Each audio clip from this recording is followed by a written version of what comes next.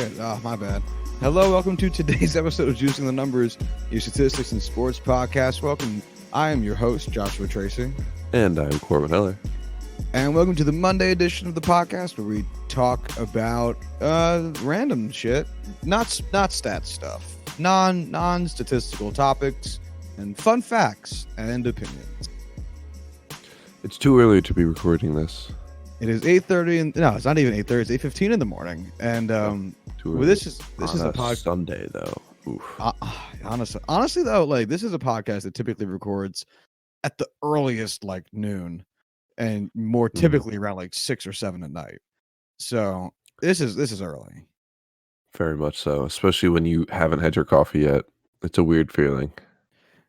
I was trying to debate this of should I wake up early enough to have the entire cup of coffee before we start recording or sip on it while we're recording, because one would involve me getting up even earlier, which I really didn't feel like doing. But then there's always that constant struggle of like, all right, is Corwin going to be talking long enough now for me to take a sip?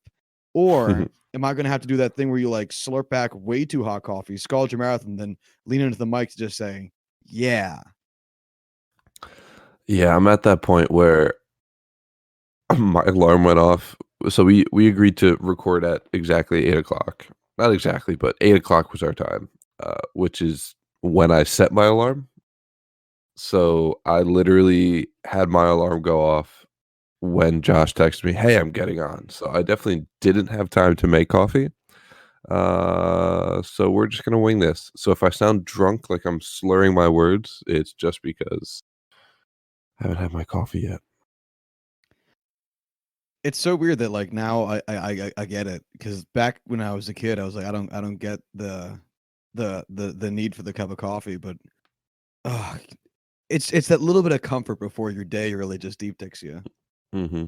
Like I always used to question the actual like real world effectiveness of a cup of coffee. I thought it was mostly like placebo, just people thinking it was going to work. But oh my God, it is a magic juice. It's wonderful. Total side note, but every time I hear the word placebo, I always want to follow it up with the word Burris, like it's Plaxico Burris's brother, Placebo Burris. That's fucking great. Yeah. Shall we talk about some stuff? Let's talk about some stuff. So last night, for us, last night was Saturday night. So Saturday night, a man by the name of David Ayers started a game. Not started, sorry, I should say, finished a game for the Carolina Hurricanes against the Toronto Maple Leafs, as both the Carolina Hurricanes goalies that they had on the roster went down with injury in the same game. So the way that this works is every NHL stadium, not necessarily every NHL team, I think it's more stadium centric, but every NHL stadium has a emergency goalie. And this happened 2 or 3 years ago in Chicago with a guy named David Foster, who was an accountant who just like played beer league hockey at whatever the Blackhawks stadium is, and ended up getting into a game because both Blackhawks goalies went down.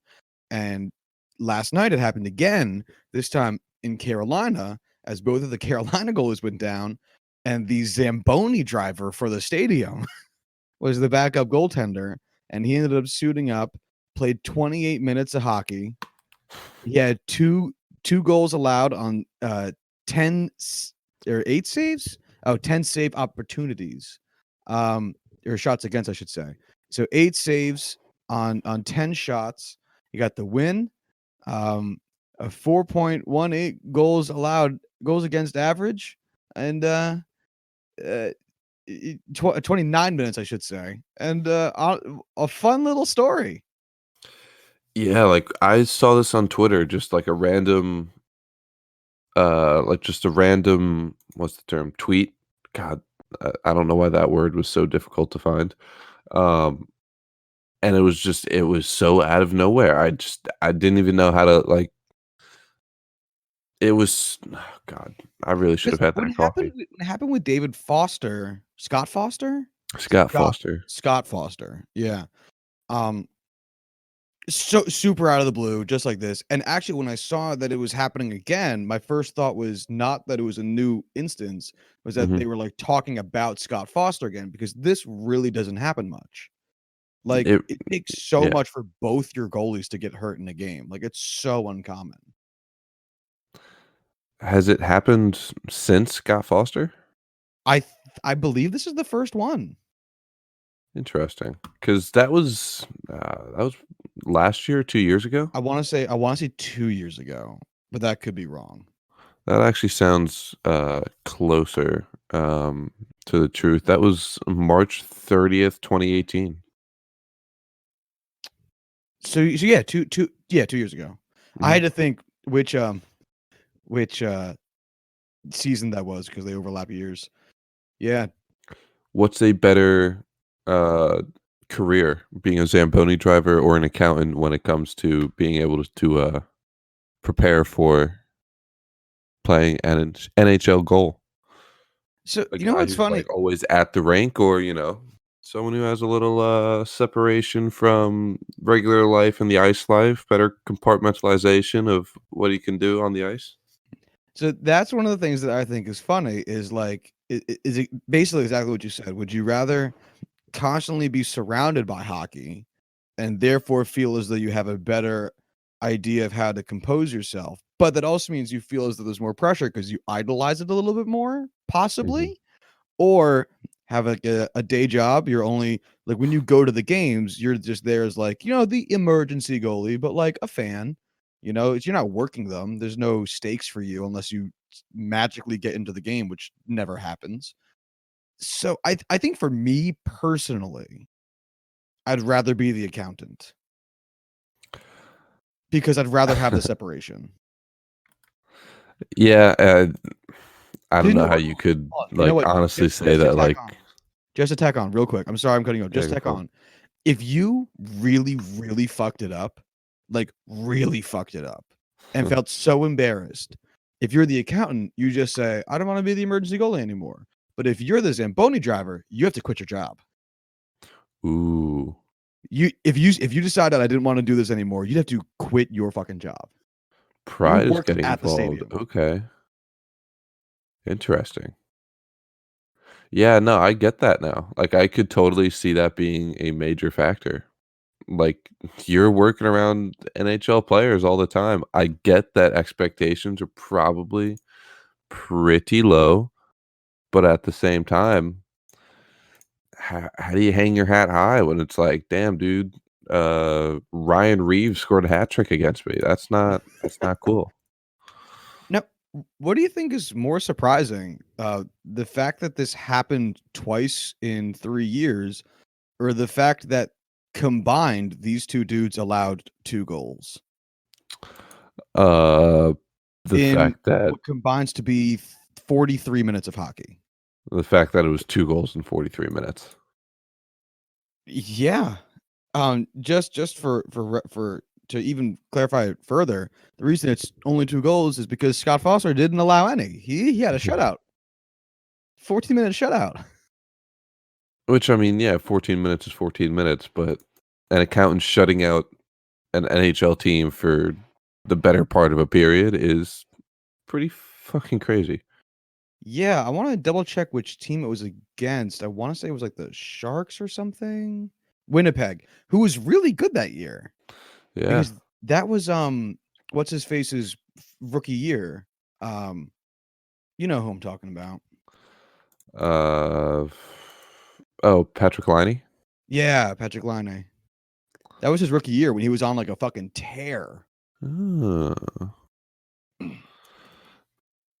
He's always been, one of those streaky goal scorers. I really hope Scott Foster was the one that, like, Stopped it. just cooled him off. Yeah. Yeah, when his rookie campaign, you were like, "Oh, this is Alex Ovechkin 2.0. Like this is going to be Mhm. the new Alex Ovechkin up in Winnipeg." And Alex Ovechkin is still Alex Ovechkin. He just scored his 700th goal yesterday. And Patrick Laine, I forgot his name for a second. So, That was actually his second season. oh, was it really? It was, yeah, the tail end of his second season. Still, he scored 44 goals that year, so That's pretty, pretty, pretty pretty good. good. Yeah. Actually, I guess speaking of which, let's make a brief comment about Alex Ovechkin scoring 700 goals. Yeah, I'm surprised that wasn't something we talked about. Yeah, I forgot completely because it's too early for the shit. um, that makes him only the eighth shooter to ever accomplish that.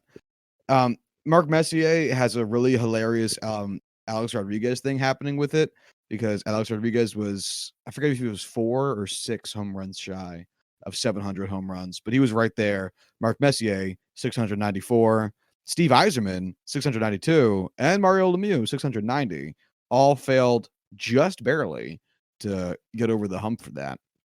Alex Ovechkin standing clean there at 700, and the 7 goal scorers ahead of him, in ascending order, Mike Gartner with 708, who he will certainly pass this season.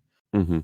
Phil Esposito with 717, who he will likely pass this season, although less of a guarantee, but still, I would say if you were a betting man and a Capitals fan, that it wouldn't be a terrible bet, Mhm. right? Yeah, I think he will. That's basically like I think it's a half a goal a game pace, which is, Certainly fair for for Alex Alex Ovechkin. Ovechkin, that's Yeah. those are numbers that you accept. He already has 42 goals this year in 60 games. So, Is it really that much? Oh my god, he's yeah, so fucking good. It's disgusting. Yeah, so if he did get 17 more, it wouldn't even be his career high because he has that 65 goal season. Oh my god, that's disgusting. which And is fucking crazy. I know, God, he is such an easy Hall of Famer. It's hilarious. Um, So he'll either end the season right above Phil Esposito or right below Phil Esposito. So either way, next season, because I'm sure he will play next season, he will Mhm. definitely be passing Phil Esposito. Followed by that, it's Marcel Dion, Brett Hull, Yaromir Yager, who I always forget was just so good for so incredibly long in his 28-year-long career. Um, the man, Gordie Howe, and then the god, Wayne Gretzky, 894 goals. It's we should do another Wayne Gretzky episode just to remind people how much better he was than anyone else who has ever played hockey. Seriously. So real quick, let's do some very fun speed math. So Wayne Gretzky played from 79 to 99, and got 894 goals. So that's a 20-year career. Alex Ovechkin has played for 15 years, 2005 to 2020, and it made 700 goals. Let's actually no, let's leave it there. Let's assume he gets no more goals for the rest of the season, just because 700 is such a clean number. Right. So that means he's 194 goals shy of tying Wayne Gretzky for the all-time uh, lead in goals scored in the same number of years of a career, 5 years. So just 194 divided by 5, that means he would need to get 38.8 goals for the next 5 years to tie. Basically 39. That's not a lot No, that's for Alex basically Ovechkin. that's below his current pace by a good chunk. Can he do it? I think he will do it. If he played in four more seasons after this year, I think it would be a little insurmountable. I don't think he could score, 48 goals over the last 5 years of his career or last 4 years of his career.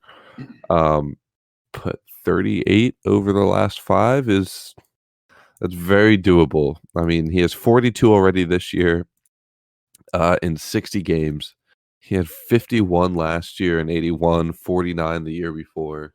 Like, he is not showing any signs of slowing down. The only years he didn't score at least 39 goals, because we're going to round it up, was 2016, 2017, his age 31 season. 2012, 2013, where he scored 32. That was a strike shortened year. So he only played in 48 games because there were only 48 games. So that's not fair to really count against him. The year before that, he only scored 38, so just shy of that number. And the year before that, 2010, 2011, he scored 32. But those 4 seasons, one of which doesn't really count, are the only 4 seasons of his 15-year career he hasn't scored above 39 or above goals.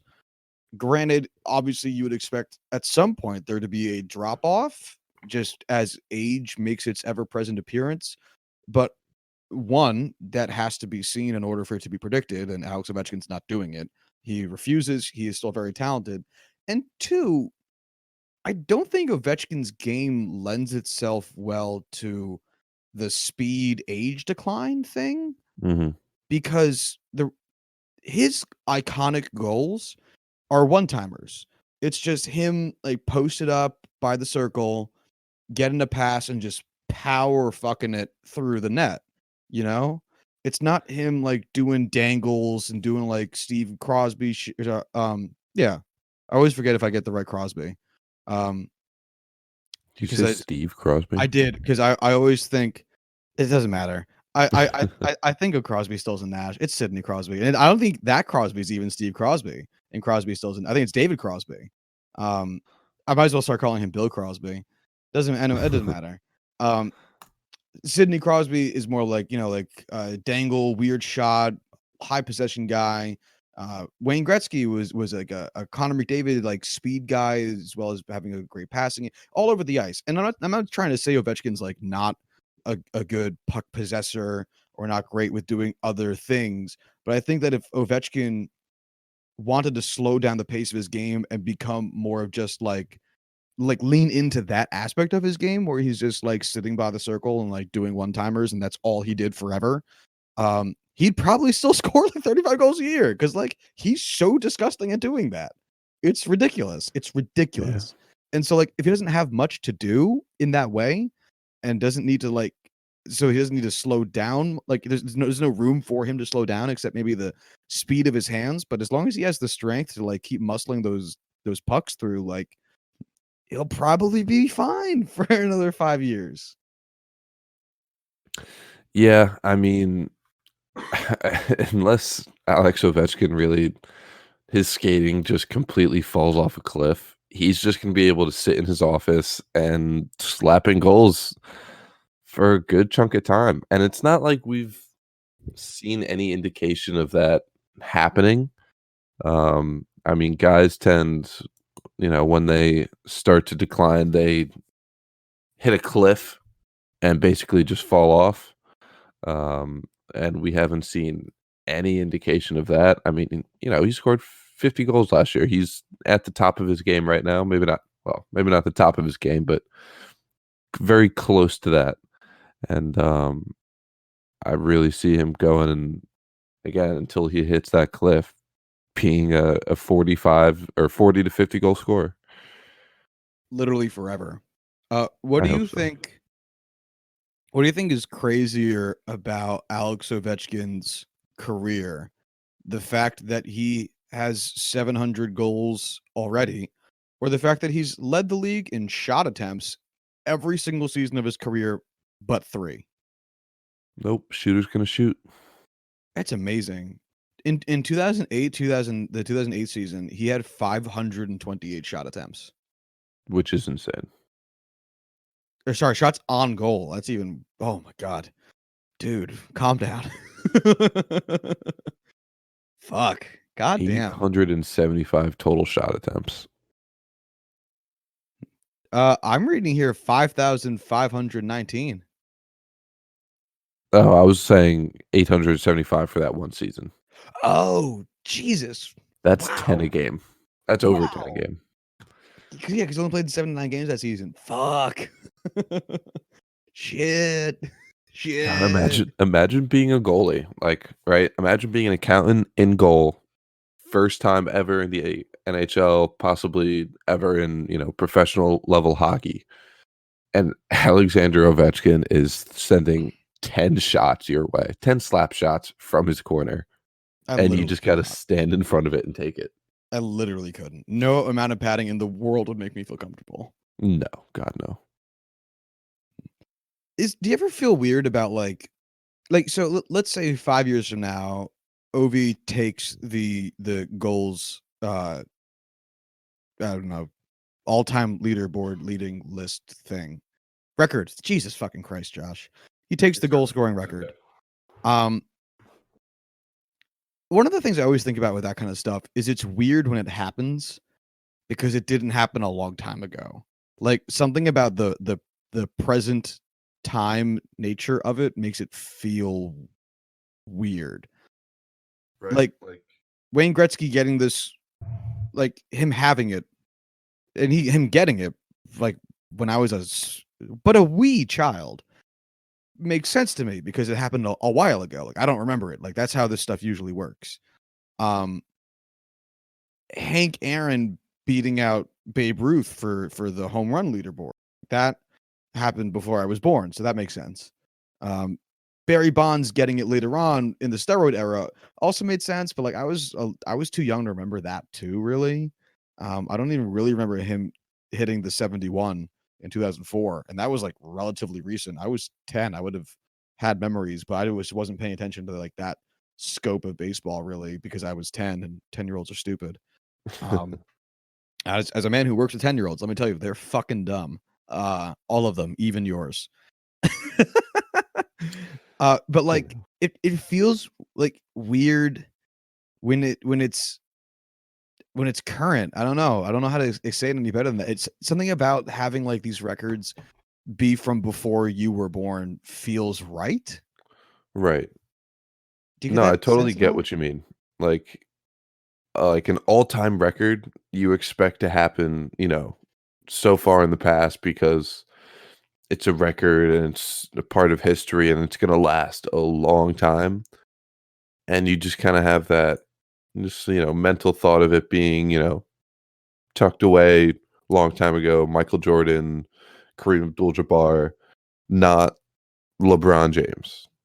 Like, I get LeBron James has been, at the top of the NBA for longer than I've been a conscious fan of sports, but it's happening right now. Like, we're watching him play every night.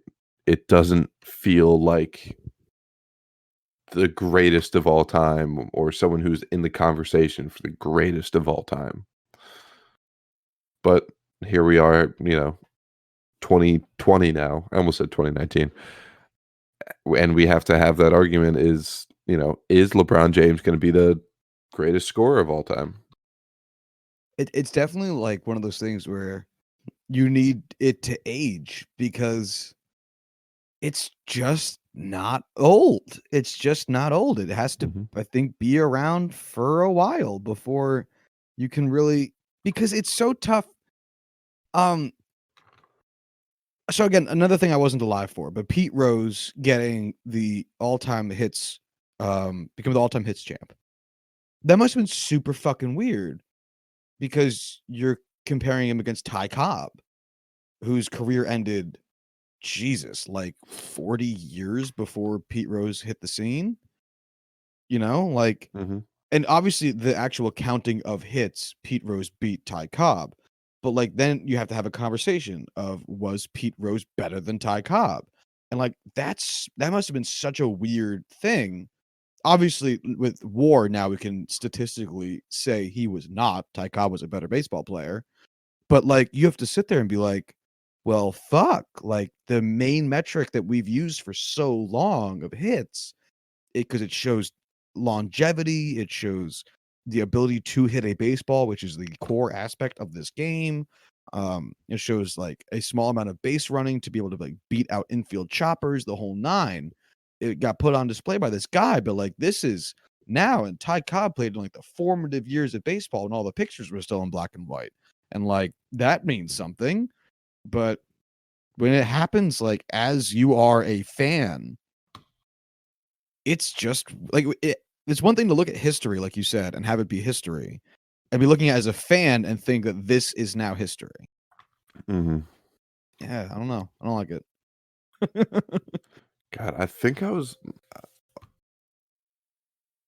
I don't know how old I was when Kobe Bryant scored his 81-point game, That was but late in his career, right? it was later on. Yeah. God, when was that? 2006. So it was actually pretty decently in the middle of it. Um, Yeah, it was '06 against the Raptors. yeah. So I was in elementary school at the time. So I honestly can't say, what is it, 14 years later now, uh, how I felt. But goddamn, I have to imagine if I was at that age now, 81 points in a game would be crazy, especially coming from, a guy like Kobe Bryant. I mean, we had 60-point games, maybe a 70 points. Uh, Recently, just off the top of my head, like Devin Booker and fuck, what's the other Splash brother? Um, Clay Thompson. Jesus, it doesn't feel as historic as Ovechkin getting 700 goals, as Kobe hitting 81. All these crazy records that we just see now. Oh, there's been a lot of 60-point games. I saw a conspiracy theory on Twitter like very recently that said, because there was no cameras, how can we really know that Will Chamberlain scored 100 points? And that's hilarious You're right. That is hilarious. because it very much so Will Chamberlain has the most points scored in the game, 100. He has the third most points scored in the game, 78. He is tied for the fourth most points in the game, 73, and he's also tied with himself. Um, he has the seventh most points in the game, 72. Uh, fuck, Will Chamberlain was good. He has the 10th most points in a single game with 70. Will Chamberlain might have actually been God. Um, he it's one of those things where, like, I honestly don't know how you can get around to scoring that many points in a game. Like, Yeah. how is there enough time? Like, Kobe Bryant had to shoot like 28 free throws and make 24 of them to get to 81 points while going off. How do you have enough time to score 100 points? And like not even time, but also how does the defense against you let you do it? Because like in baseball, if you've got a guy that's just murdering you Mhm. as a batter, you start walking him. Yeah. And in football, if you've got a wide receiver that's just torching you, you double to quadruple cover him depending on the package you're using and how afraid of him. In hockey, you can put two guys on a shooter if you really need to, and you can buzz someone up. But like, what the fuck were they doing? I know in basketball you can shoot from kind of wherever, and Right. if you're really talented, you can make really far away shots. They And weren't back then. yeah, that's the other thing is like this was happening in the '60s. Like, when was the 3-point shot created? Uh, you are testing my knowledge, sir. Probably late 70s. Um, 3-point shot invented. I don't know. 79. Nice. Just snuck it in there. 1979. Yeah. So further than that, imagine how many points Wilt Chamberlain's game would have been if there was 3-point shots. No, that's too many. I don't want to. Like, Too that's early for that kind of fucking counting. stupid. Oh my god. Eesh. Oh, wow. Okay. Yeah. Ready to move on to the next topics? I guess honestly, this was still technically only the segue into the first topic. Yeah, I guess Uh, you are not wrong. So then let's just go through it. We can just make them little fun facts and then move on to the other things that the other small things. Nothing we had today was too large. So don't feel as though we're going to be taking up too much of your time there. But so David Ayers recorded the win in the Hurricanes game that we started off the show talking about like half an hour ago. And he is 42. It's pretty old. That is. Now I wanted to know a couple of things. I didn't want to know at first, but Corwin and I were talking about it, and I want to know who's the oldest goalie to get a win in a hockey game in the NHL, and a bunch of names I don't fucking know, but I can tell you with certainty who was the oldest, and it's a tie. It's a tie between Ooh. Johnny Bower, age 44, played with Toronto in the 1968 season. He actually got 6 wins. Gump Worsley. He was a goalie with was that Montreal? MNS? I'm gonna say it's Montreal. Minnesota. Ooh, Minnesota is also a good guess. MNS is the Minnesota North Stars. Ooh. Yeah, so he was in his age 44 season, he got 8 wins in the 1980, sorry, not 1980, 1973 season. And Jacques Plante, who played for a couple of teams in the 1972 season, got 15 wins in his age 44 season. By far the most gameplay of any of these 3 dudes. He played in 40 games, whereas the other 2 combined played in 49, 20 and 29 respectively. And his wins 15 is nearly double both of their numbers as well. It's more than both of them combined for sure, since they both only got 6 and 8 for 14 total wins. And his losses is fewer than theirs combined, although more than theirs individually. But he played in more games, so that's to be expected. And he had 3 shutouts. 3 shutouts at age 44. Okay. Okay. That's one of those little things you toss in there. It's like, this is real. This is nice. Now this is interesting. So in age 43, Johnny Bower was also still who played at age 44 and got a win. He had 13 wins in his age 43 season with 4 shutouts. And Dominique Hasek, who played relatively recently, he was a Detroit a Red Wing in 2007, 43 years old, 5 shutouts.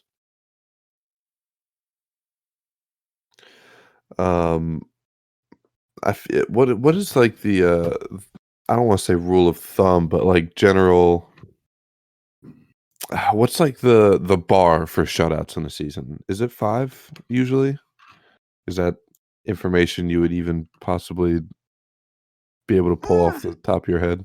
I actually, that's a genuinely great question. I don't know what a good like line of average is for shutouts, because if we assume with normal rest you play, let's say 50 out of 80 games. I know there's 82. I'm keeping the numbers easy. Simple.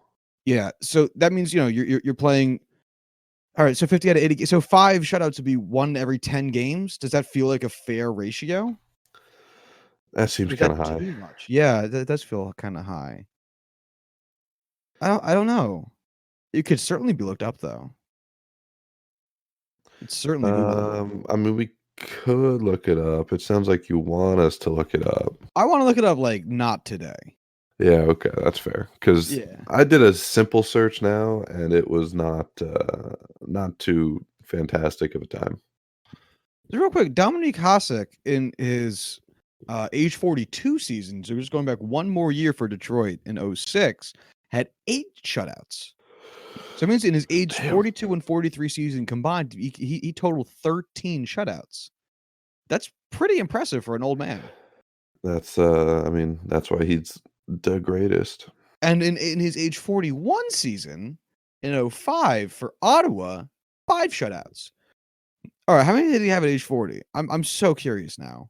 13. Dominique Hasek. Show me, reveal yourself to me, Dominique Hasek. I know you're here. The list cuts off at 20, so I don't see him in age 40 because there's too many players who played at age 40. But Martin Brodeur only had 2 shutouts in his age 40 season. Fucking scrub. Dude, is he even good at hockey? No. He's great at cheating on his wife. Oh, Oof, got him. low blow, below the belt. Yeah, he ain't got nothing down there anyway.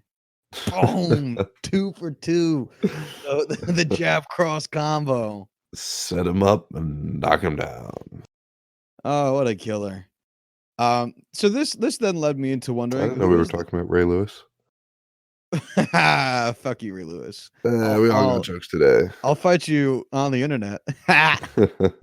um, Oldest pitcher to ever record a win. And what is your impression of when this player played baseball? Oh, 18 Dickety 6. So that was exactly what I was thinking. And how surprised are you going to be when I tell you the year was 2012? I was expecting like a 98 type, like, late 90s type of vibe. 2012. Fucking A. All right. Yep, for the Colorado Rockies. 12. Who was it? Jamie Moyer. I don't know who that is. He wasn't great. I do remember the name. I could tell you literally nothing about him. He has 49.8 WAR, in part because he pitched from 1986 to What? 2012. He's the oldest pitcher to ever record a win at age 49. What? He's the all-time leader in home runs allowed with 522. He in out of his 25 seasons in the MLB, he amassed Cy Young votes 3 times. Although he finished top 10 each of those 3 times, he finished top 5 twice. He made 1 All-Star game.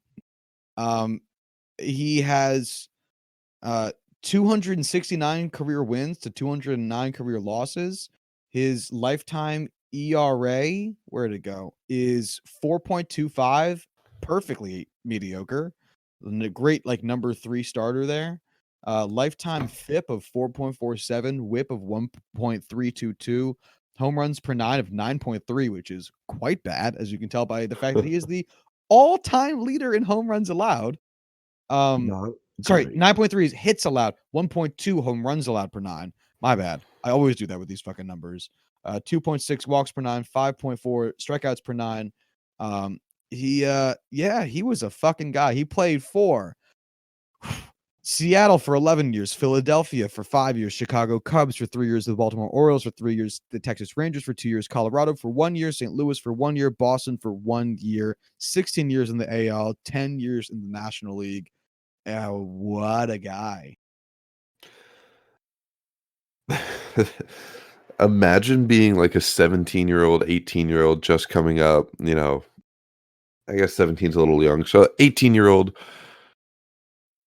you're visiting the big club, you're checking it out, you're not getting called up, but you're close, you're going to be the next young phenom.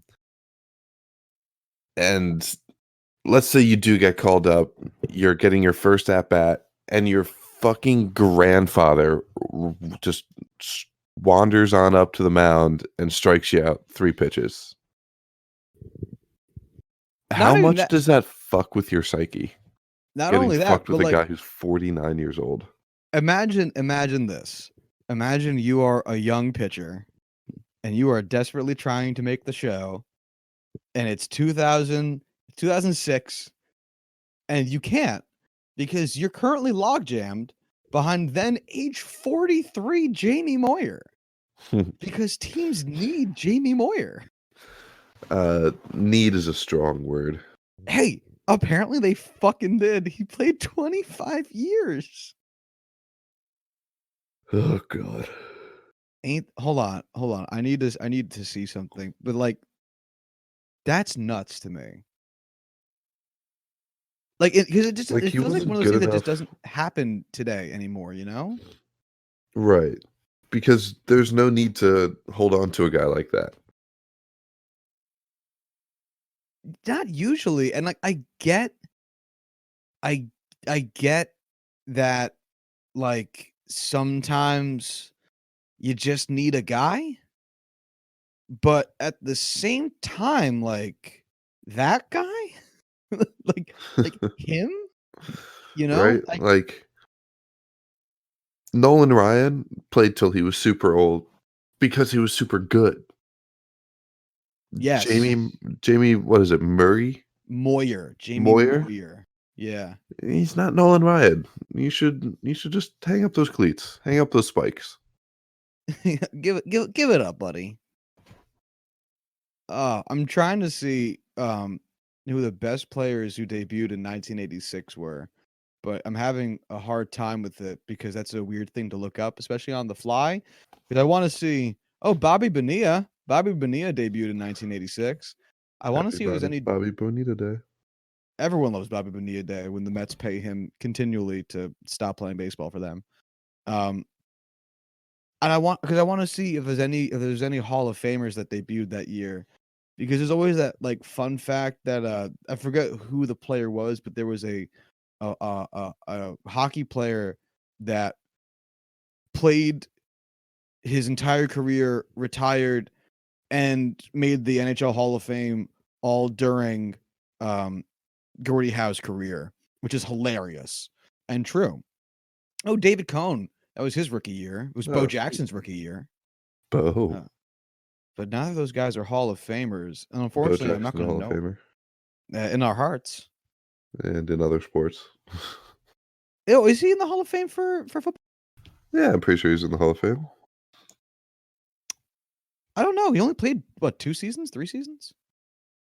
He's in the College Hall of Fame. Now I don't know. I need you to look it up. He's in the Jackson's College Football Hall of Fame. Is he in the National Football League Hall of Fame? In our hearts. Oh, so the answer is no. Yeah, maybe. I don't want to give you a solid answer, yes or no. Okay, I can't tell if any of these people that debuted in 1986 were Hall of Famers, but I do need to look up one person because their name is ridiculous. Interesting. Have Okay. you ever heard of the name Jeff Musselman? Josh, you just made that up. I did not. Jeff, Jeff, Musselman, Musselman. I would like you to look him up now. I want to know more. I have it up. Jeff Musselman was a pitcher for the Toronto Blue Jays, and eventually the New York Mets. He only played 5 years in his short but important MLB career. In that time, he had a lifetime ERA of 4.31. He has 23 wins to 15 losses. He played in 142 games with 248 career innings pitched.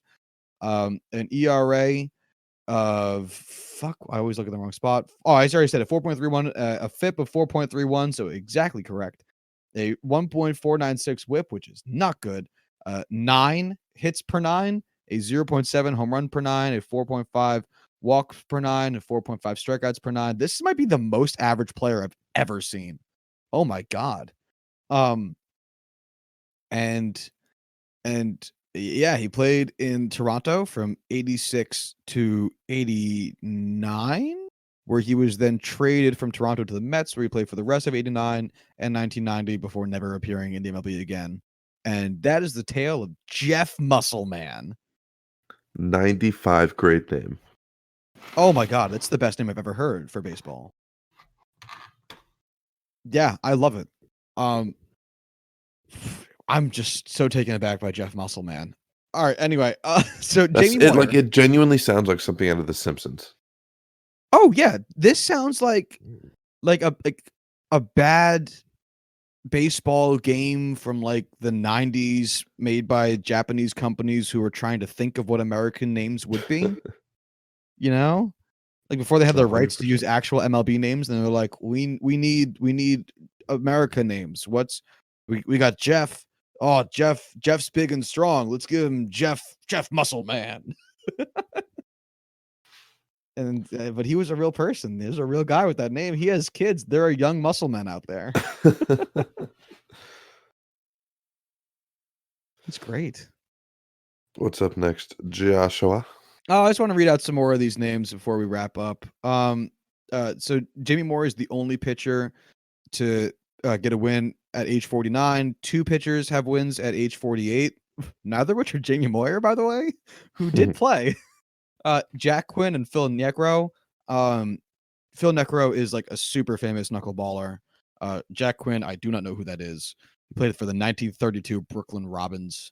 And then there's 4 players who got wins at age 47, and I'll stop there because 46 gets pretty long. The players to win a game at age 47: Hoyt Wilhelm in 1970, Jack Jesus, what's Quinn with in these names today? 1931. I know. Phil Necro in 1986, and Jamie Moyer in 2010. Which feels stupid. And that's that. You wanna wrap up with some Tom Brady talk? You want to talk Yeah, we about could Ben talk. Roethlisberger throwing again? Yeah, we could talk some football. Your call. You pick first. Let's get Ben out of the way. Yeah, so this one's pretty basic. Steelers official Twitter account posted a video of Ben Roethlisberger throwing the football for the first time since his elbow surgery last year. So, obviously Ben Roethlisberger throwing a football in a basketball gymnasium in gym shorts isn't exactly hard hitting, you know, facts, proof that he's going to be able to come back and perform well next year. But it being, mid-February, late February, he's throwing the ball already, getting ready for the season. Good sign for him coming back for next season. Steelers fans everywhere rejoice. No more Mason Rudolph No and more Duck company. Hodges. Tom Brady is, I guess, is it officially him in free agency now? He is officially a free agent? Oh shit. I would assume so. I mean, There's always weird timeline stuff with this. It makes it kind of tough. yeah, I feel like March 1st or something like that is officially the start of free agency. I forget the exact date for this season. It's always a little different every year. Fair enough. But I But at think the same time, it's very easy to assume he is going to get there. Um, the Patriots even said like Tom Brady is going to hit free agency. yeah, I don't know. March 18th, I just looked it up, is the official start. But yeah, I don't know if I'm the Patriots, if I want to sign Brady to the kind of contract he wants to sign right now. He's been very team friendly with his past deals, and I just he wants to keep playing. Obviously, I feel like he wants to stay in New England, but apparently he also wants to make some good money still. And I don't know if the Patriots are willing to commit to him again. It's yeah, he's in like the opposite of where most players his age or his age bracket really typically end up, because most players in his age bracket are looking to just sign with a team who are likely to win a championship so that they can go out on a high note. But Brady has won 6. So that doesn't fucking matter to him. He's looking to cash one last gigantic paycheck, because why not? Because like when you have 6 rings, does the 7th matter? Sure. Does it matter nearly as much as the first one did? Absolutely not. So why not cash, get that shmoney with like the Oakland Raiders, or like a California team to go back to his home state, or the Tennessee Titans, because like why the fuck not? Um, I do have to start get going, but why don't we end with you giving me 2 teams, the team you think he will most likely end back up with, and the team you would most like to see him go to. Ooh, if he does leave, I think the most likely choice is going to be like, maybe like the Chargers or Okay. Las Vegas. Okay. Both teams kind of have reason to kind of push for a championship now. The Chargers have that aging team. Vegas moving to a new venue. Derek Carr is not exactly the sexiest draw at quarterback, and that would really boost those money sales if Vegas could get Brady in there. Who I want him to go to the most? Oh, Miami Dolphins. Oh, that's hilarious. Just I want I want my I guess I want Bills, Jets fans to suffer. I want Patriots fans to kind of have to deal with playing against Brady. And I want Miami fans to have hope that they could compete and contend and just not get anywhere close, even with Tom Exactly. Brady.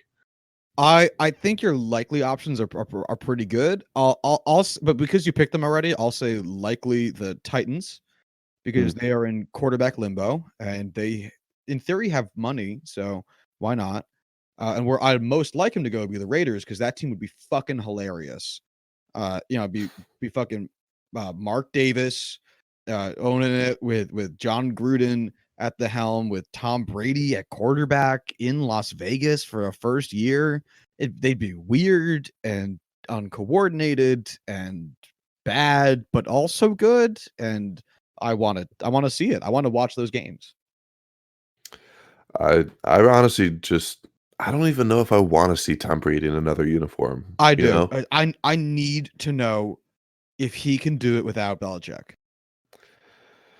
I need Yeah. it. And I All know right. it's gonna be tough because I he's want that old and you too. can just if it's bad, you can just say, "Well, he's old," but, like, I need to know. You need to know who is the catalyst for the other, 'Cause I think it's Belichick, but I can't hang my hat on knowing that. right? God, I would love to just see like Aaron Rodgers sign with New England before his Fuck like you. Fuck super you. decline. Fuck you. Fuck you. Fuck you. I Okay, don't like that, touche. Corwin. I don't like that sentence. Don't say it anymore. Listen, I don't want the Patriots to win as maybe I don't want to say as much as anybody because you clearly have stronger feelings than I do. I just want to see like the full potential of great quarterbacks. I understand. But I have to head out of here. So what do you say we wrap this up? Let's do it. All right, if you want to follow the show on Twitter, you can do so at JuicyPod. If you want to hit us up via email, you can do so at juicethenumbers@gmail.com. And until Thursday, y'all have a good one. Bye.